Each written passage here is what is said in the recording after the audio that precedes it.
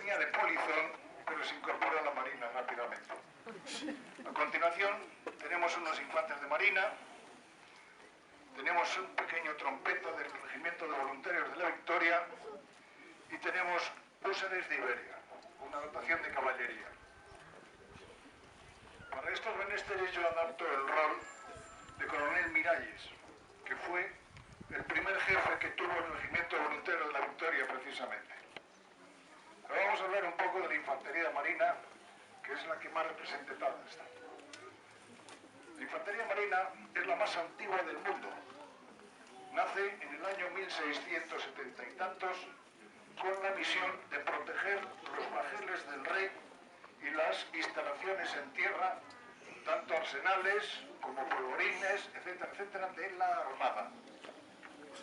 El uniforme, lo pueden ver ustedes, es un pantalón blanco con una guerrera azul marino, pecherra, vueltas,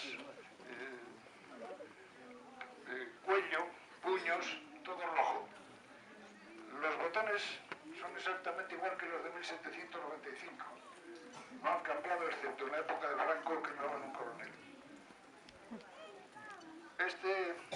Además de esto, lleva un briquet, un sable briquet. Y en el otro lado una cartuchera donde cabían 40 cartuchos aproximadamente. El sombrero es un bicornio y la pluma roja significa que es un regimiento de línea.